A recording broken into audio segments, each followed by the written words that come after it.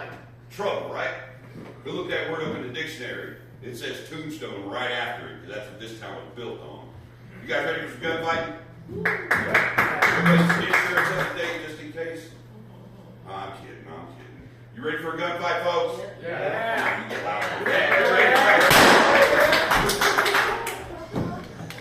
I told you not to stay in there. Well, that was your comedy for the show, folks. My name is Texas Slim, and I'll be your narrator for the show.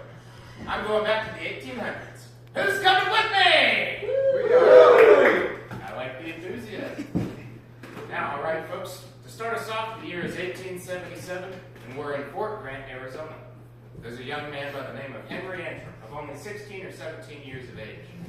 Now, he likes to frequent the George Atkins Saloon, but he's got a problem. The local blacksmith, Mr. Wendy Cahill, well, for whatever reason, takes it upon himself to bully this kid. So let's see how they settle their differences back in the Old West.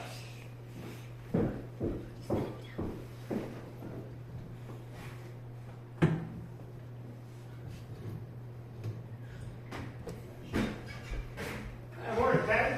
Morning, kid. What brings you in? I came to play some cards. You make some money. Money it is. And what will you be drinking? Hey, how about that bottle of tequila right there? Tequila, huh? Just don't cause me any grief. I ain't gonna cause you no grief. I should be out of here any day now. Yeah, I heard about that. I'll be sorry to see you leave. You've been quite a breath of fresh air around here. Yeah, you know, I hate to go. So what time's that stagecoach head out anyhow? About 3 o'clock tomorrow.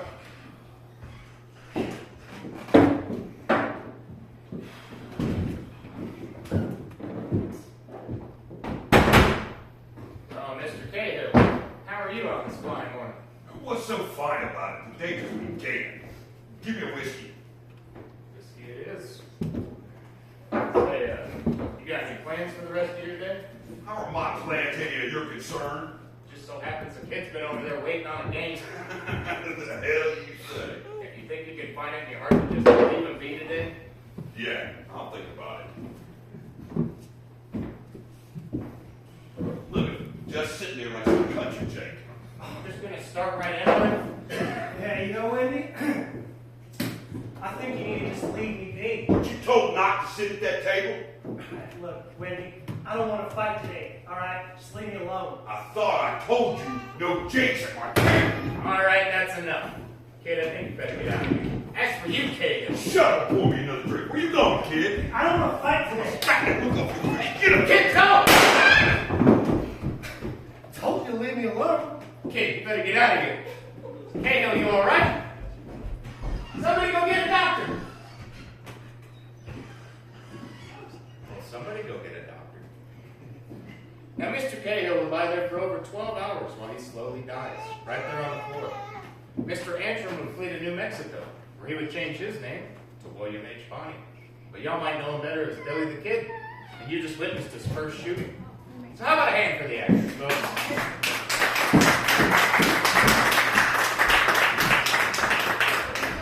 Not bad for a dead guy. All right, folks, the year is still 1877, and this town doesn't exist yet. It was just a little desert patch by the name of Goose Flats. The only people that lived around here were renegade Apache Indians. Now, there was a local prospector by the name of Ed Shefflin, who lived at Camp Huachuca, now modern-day Fort Huachuca.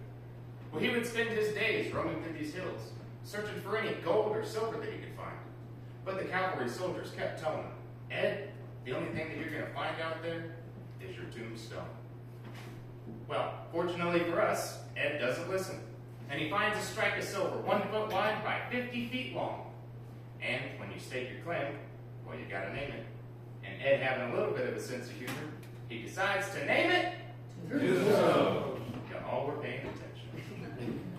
Now, by 1881, this became one of the biggest boom towns in the Southwest. People would come from all over the world to seek their fortunes. Permanent housing was built. Hotels, supply stores, and for us adults, saloons. Now, you may notice today that Allen Street's only about 4 blocks long. In its heyday, it was 9, and there were over 60 liquor licenses and 16 gambling establishments. It wasn't very hard to find trouble up on Allen Street. In fact, the mayor at the time was reported as to saying, Tombstone would have a man for breakfast every day. Now, with all that trouble, there had to be some sort of payoff, and the payoff was silver. You had your hard-working types like the miners.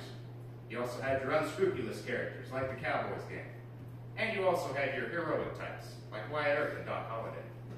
But one man you may not have heard of, his name is Luke Short. Now, Luke was a fine dresser, a good gunman, and a hell of a gambler. In fact, it was reported that he could even count cards, which back in the 1880s was unheard of and not really understood. So we can only assume he was just that good.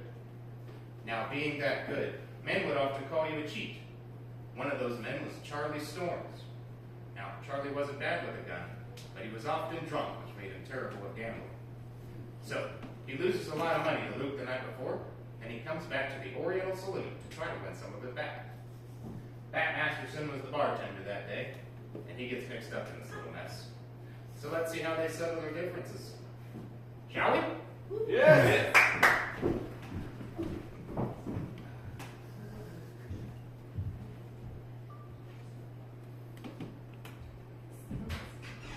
Well, top of the morning to you, Rat. Good morning, Luke. How are you today? Any day above ground's a good one, I suspect. Breakfast? Absolutely. Say, you don't seem too busy here this morning. Let's save you a hand or two. You know what? Don't mind if I do. Capital. Say, I heard about that game last night. Game? Yeah, that was no game. Did you clean them out? In under 5 minutes.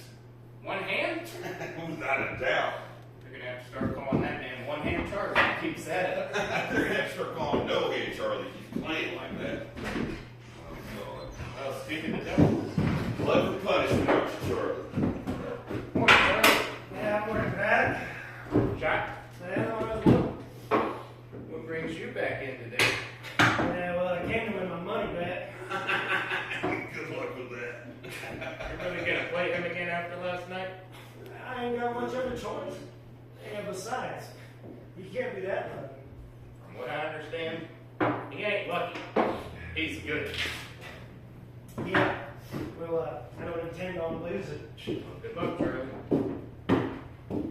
Say, you fellas don't mind if I sit in, do you? Oh, not at all, man. Oh, good, because I wouldn't miss this for the world. Yeah, I sure wish I could. Say, Charlie, What?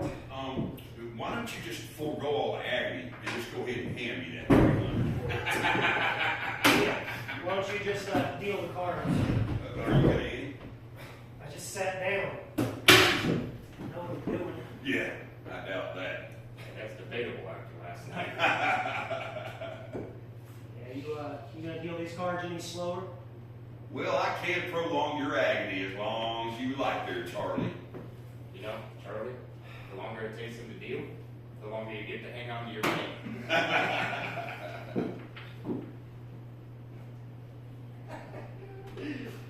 Well, here we go again, Rat. It's gotta be the worst tell ever. Tell. Yeah, that's no tell. All right, Charlie. How many cards you gonna need? 5? One card. And that's let's make sure it's from the top. Hmm? Yeah, you better watch your mouth, Storm. So, that just takes out any necessity of me to even ask you. Well, with a face like that and a one card draw, I'm afraid I'm out. You know, I had a feeling this was going to happen this morning. All right, Charlie. You're feeling so good about yourself. What do you want to do? Well, Luke, you know I did come here to play. Yeah. I'm going all in. Hey, what's so funny? What the hell was that? Charlie, It's just too easy. draw out your sticks just a little bit more. You get to play more than one hand. That makes sense. Yes, I know how to play. That is highly doubtful. One thing you sure are doing, though, is you sure have my curiosity going this morning.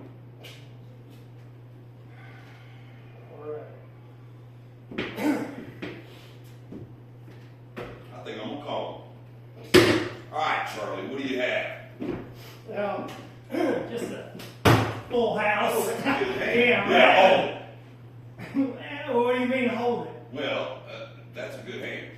That's a great hand. That's a hell of a hand. Well, you're right. See, the problem is that it doesn't beat a straight flush. son Get your hand off that iron. Hey, you didn't even pull from the deck. I didn't need to pull from the deck. Nobody's that lucky. Well, apparently, I am. I told you he ain't lucky. He's good. No, he cheated. That's it. Bat, escort your Steve gets to the door now. Luke, that's cocked and loaded. Bat, it doesn't work unless it's cocked and loaded. Put that gun away from me, please. It's your lucky day, Charlie. You can't come in here and call him in and cheat like that. You're my friend. I'm everybody's friend, but you made the bet. Well, yeah, You made the bet. You called and you lost. Now you're drunk. Go on home. See you later, Charlie. What's that? Yeah. All right. Now you don't get what's coming to you. Oh boy, it's just too easy. Why do you gotta prod the man like that? Oh, come on, Bat. You know the man's nothing but an annoyance. That very well may be, but you're gonna get somebody killed around here. It's not gonna be me. And I don't want it to be me either. Oh, that wouldn't be very good. Besides, you're not making any friends in town. No, that's not true at all, man. I'll make a whole lot of friends. Look at all of them. That is not what I meant, and you know it. Oh, you know the man can't play. Well, that's obvious. All right, well, I'm done with this. Let's just have another shot and we'll forget about it. Yeah, you know what? After that, I'll pour me one too. Well, you know, it would behoove the man to find himself a new form of entertainment. Because, obviously, this one is not his forte. What would you suggest? You take up knitting or something? Well, that would be a safer hobby. Yeah.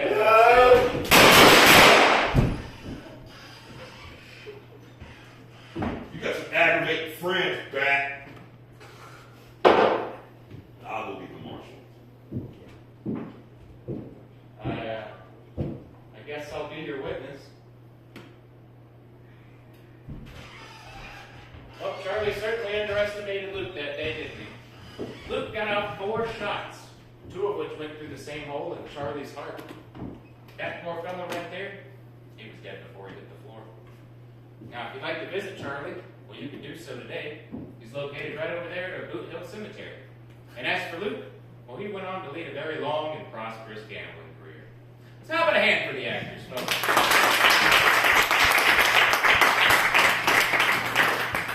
Pretty fast shooting, huh? Y'all having fun so far? Yeah. All right. Now y'all heard of the gunfight at the OK Corral? Oh, yeah. Well, what if I told you it actually didn't happen there? It actually happened in an empty lot on Fremont Street near where the park is today. But Hollywood wouldn't think that you'd go see a movie called The Gunfight in the Empty Lot. So they changed the name, and they changed history.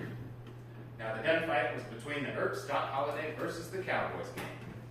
We actually have one of the rarest photos of the Cowboys game by the noose above the ATM. Now in that photo there's an index telling you how and when each man in there died. 2 men in the photo, Ike Clanton and Billy Claiborne, they ran away from the gunfight and were branded as cowards. Now Ike Clanton would meet his maker in 1887 while trying to rustle some cattle. Claiborne would meet his much sooner. You see, he leaves Tombstone, but then he comes back 2 months later, insisting everybody call him Billy the Kid Claiborne, after his hero and supposed friend, the real Billy the Kid. Now, Claiborne also had another friend by the name of Johnny Ringo. Y'all heard of him? Yeah. Well, in the movie, it was depicted that Doc Holliday was the killer of Johnny Ringo.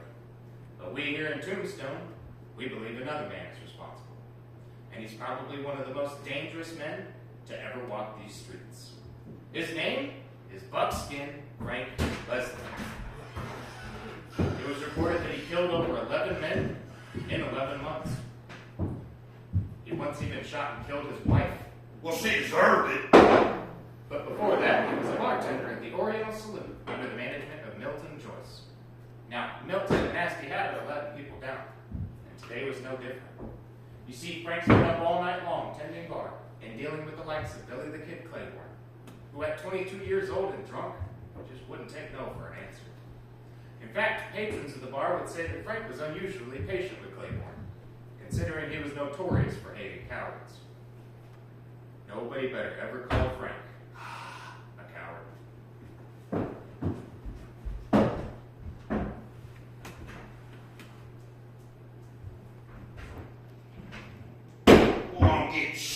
tired of that man leaving me up in this rat hole saloon, dealing cards to nothing but a bunch of drunks all night long. Hey, buddy, didn't I kick you out of here with them saloon girls last night? You look awful familiar. Oh, would you look at that? You late again! Hold your horse. Well, it's nice of you to join us. What's the matter? Your dog died again or something? No. I ran into a little bit of Here we go. horse trouble. Horse trouble? Yeah, I did the same shoe I did last week. That's the best thing you can come up with. Leave it alone, Frank. Who put a burr under your saddle anyway? What you did? How so? You leave me in here dealing cards with drunks all night long, and washing all your nasty glasses, and then I had to deal with that damn kid all night. You knew I couldn't be here last night. Well, no, I didn't. I had things to tend to keep this place running. Really? Yeah, it doesn't run itself, you know. Oh, I know it don't. I run it for you. Oh, quiet. Well, you better watch your mouth, Bill. You're starting to sound like an old wash babe. Well, I'm tired. We're all tired, Frank. You're tired? From what? Your last nap? Starting to give me a headache. Just go read your paper or something. Well, I intend to. You know, you're late almost every day now. Not like you're ever late. Not as much as you are. Finally, some peace and quiet. I was just trying to tell you about the trouble here last night. Yeah, trouble follows you. Oh, great, right? Look, Well, look. hey, where you eat? Give me that. Yeah, pour me another one. You're lucky you stole that one. Pour me another drink. You ain't getting so much as a drop of water in here now. Get out! You pour me another drink, I'm gonna you up. You ain't pulling anybody anywhere. I'll burn you down. Yeah, I ain't scared of you. Frank, would you just get him out of here? I can't right now. Why not? Well, I seem to have you a little bit of that, what was that? Oh, horse trouble.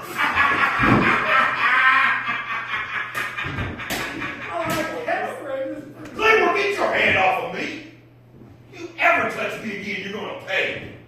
Yeah, all right, Frank. Hey, why don't you just buy me a drink? You heard what the man said.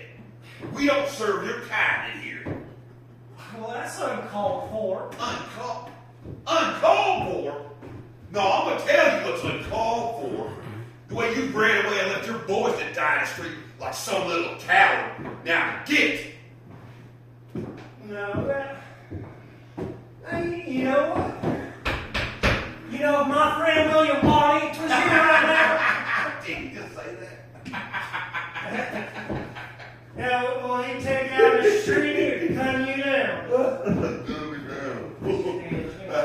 Hey, William Bonney. Yeah. You mean the William Bonney? Yeah, there's only one. Where do you come up with this crap at?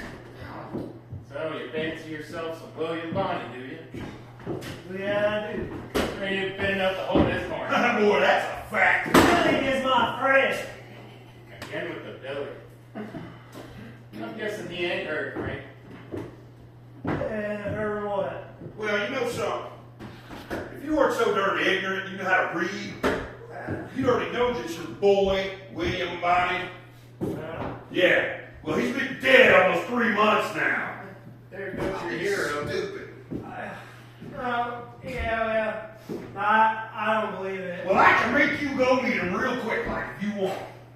Yeah, you know, I hear he's been itching for some company. He ain't even worth the lead. Hey, Frank. Hey, look, you buy me a drink. Buy me a drink and I'll leave. Get out. Right now. Sounds fine to me. that red now, don't you? Oh, shut up. What was that crap when your friends were dying in the street? All right, enough of that drunk. Is that new Tombstone? Sure is. Let me get a shot of that, will you? Top shelf's about what we need. Not you! Oh my God, you stink! I don't know what's worse, you or that pile of horse shit out back. Him? Go take a bath. Would you just get him out of here, Frank? Can I finish my shot first? Frank, you did promise. I ain't promised you nothing, Claiborne. Only thing promised to you is at the saloon down the road. Now get it. That boy. Frank, He don't quit. I know you killed my friend Johnny Ringo. Again with this nonsense?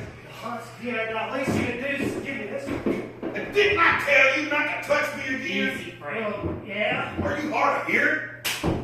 God, son of a... Oh, no, you don't. Hey, don't you go making a mess in here. Well, I'm not gonna make a mess in here. Because our friend Billy Kid Claiborne, he's just about to leave, right, Billy? Frank, come on, I don't need to drink. That's good. Because the next time I have to put you through the two doors, I'm gonna turn your head into a canoe. Yeah, you know you're messing with a cowboy. I don't care who you are. Get! Hey, you don't see me. Yeah, you don't see me once too many, son. Give me another shot, will you? Yeah, you know what? After that, I'm gonna join you. Between that man and all that horse trouble lately. Oh my God, give me that horse Just leave it shit! alone already, Frank. That man's just like his father. Apple doesn't fall very far from that tree. Straight to the ground. Frank, you murderer. You gotta be kidding me. I got me a gun. Oh, good. Maybe he'll shoot himself with it. Yeah, if we get lucky. Frank, you murderer. I didn't know you was such a coward. That's it! This is what I've been dealing with all night long. It ain't worth it, I ain't Frank. putting up with it anymore. Hey, would you look at that town? He's sitting across the street behind a fruit cart with a rifle. Just sit down and leave it be. Oh, I'm not leaving it be. It's getting dealt with. Well, I see you, kid. The door is everybody. What did you do? Oh, I shot him clean. Why didn't you just leave him alone? Just go get the marshal. Why didn't even bother coming in today? Now, we depicted that one outside, because that's actually how it happened. After Claiborne was thrown under the bar for the last time, he runs across the street, somehow gets his hands on a Winchester rifle, hides behind a fruit cart, ready to surprise Frank. Frank's too smart for that. He sees him hiding the cart, and he goes out of a side door. 2 shots rang out that day. Claiborne misses. Frank doesn't. He lands a shot from over 60 feet away with a handgun. And when the marshals arrived, he was still smoking the same cigar he had lit while he was in the saloon. He was also reported as to saying, "I could have done more, but I couldn't have done no less." Now, the real reason that we believe that Frank Leslie is the killer of Johnny Ringo? One simple source, Claiborne himself. You see, it took him over an hour to die, and he refused all medications, so he could tell anyone and everyone that Frank Leslie had killed his friend Johnny Ringo. Now, if you'd like to visit Claiborne, you're more than welcome to. He's located right over there at Boot Hill Cemetery. And if you walk 2 blocks down Allen Street, you can stand at the very same spot where Claiborne was shot. So how about a hand for the actors, folks?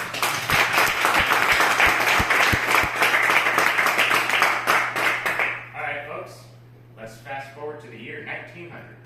After the vendetta ride of the gunfight, the Earps all leave Arizona. Now, our focus today is on Warren Earp, the youngest and most arrogant of them all. He also leaves Arizona, but then he comes back 2 years later, settling down in our neighboring town of Wilcox. He lands himself a job as a range detective at the Henry Hooker's Ranch, working above a man by the name of Johnny Boyette, who he torments relentlessly. Well, it all comes to a boil on the 4th of July, when Warren picks Johnny up, spins him around, and tosses him into a tree, utterly humiliating the guy. Now, of course, this starts a fight, which is quickly broken up. But the two meet again, 2 nights later, at 1 a.m. in the Brown Hotel. And folks, this is probably the best example of why you never bring a knife to a gunfight.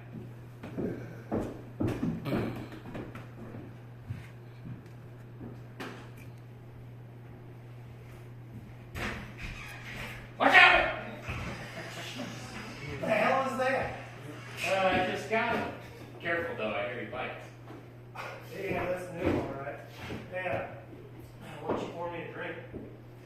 Well, what brings you in so late? Oh, man, it just won't cool off out there. Yeah, I know what you mean. The days I can stand with him, the nights I just can't sleep. Yeah, tell me about it. That's why I came back out. I was hoping a few of you might help out a bit. It's just too hot. Well, it looks like the day just got hotter, Johnny. What do you mean? Well, look. Oh, people. Yeah, since we can start serving calories in here. Where you going, Johnny? Boy, just stay over there and mind your business. No, today you are my business. Yeah, that's because every day you seem to make it that way. Yeah, I heard about that little rumor of yours in town. What rumor? $150 to gun me down. Is that a fact? Yeah, that's a fact. Yeah? And let me tell you something, Warren. You know, I'd have done it on the cuff. Half the town wants to kill you anyway. Well, just leave me. Run away. Stay over there. Enough! Johnny, finish your drink. $150. What do you be having, Warren? You should have had one poured for me already. There he is, huh? Manners and all. Now, what do you mean by that? Let me ask you something. What kind of a man goes and picks someone up and throws him into a tree? Yeah, I heard about that. Yeah, the whole town has. Yeah, I did that. I guess that makes you some kind of man, huh? Oh, boy. Big man. You get rid of a big man earth. Nah, more of a funny man. Funny. Yeah, like this. That burn, Johnny? No, that's funny.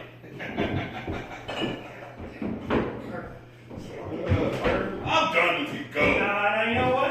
I think I speak for the whole town, Warren, when I say I am sick and tired of your bullying and your bragging around here. Yeah, get your boys together and get out. Say it again. Everyone knows you're just a big old bag of wind. You know, he's just living on his brother's reputation. Go get a gun, little man. Yeah, all right, yeah, I'm gonna go get a gun. I'm gonna get a gun and give you what you deserve. What is wrong with you? Why is it your concern? Because this is my bar. So? You're going to pay for that shot you just threw in his face. Really? Yeah, really. Alright, then, why don't you just clean it up then? Because that's all you're good for anyways. Shouldn't have expected anything less than from scum like you. You know, remember the why gets back You're there. sick and tired of hearing about your brother Wyatt. You want to know why? Why? Because if it wasn't for him, you'd have no respect for this I town. don't expect I deserve it. It's water in your mouth. You've been asking about that ball drop. Well, yeah, here it is. Till the cow returns. Yeah, why don't you turn around? No, I'm not turning around. I said turn around. Just shoot me in the back like some coward? Yeah, I told you to turn around. You know, that's a lot more than what you would have done. We gotta talk about I'm this. done talking Hey, about hey, you. hey. Hey, you're a liar. Put the gun down. Hey, Let's hey, talk. finish yourself, Warren. Jesus, Johnny. Get out of here. Well, how's that respect working out for you now? It is reported that it would be over 6 hours before anyone even bothered to turn them over. People would actually step over to come to the bar and have a drink. Here's to you, Warren. Good riddance. After they finally did turn him over, they found a half-open pocket knife in his hand. That's what he was digging for. Johnny, who was arrested for murder, was then acquitted on self-defense. And the Earps never sought revenge against him. Now, Warren is in fact the only Earp that we have buried right here in Arizona. If you'd like to go visit him, he's at the Pioneer Cemetery in Wilcox. So how about a final hand for the actors, folks?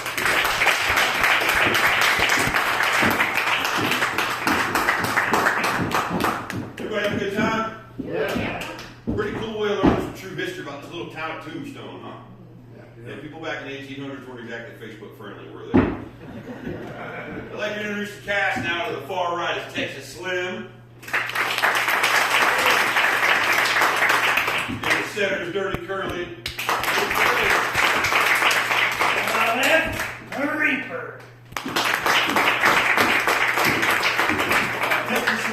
taking our spit 2 makeshift tip jar to the front door. Please don't spit in it.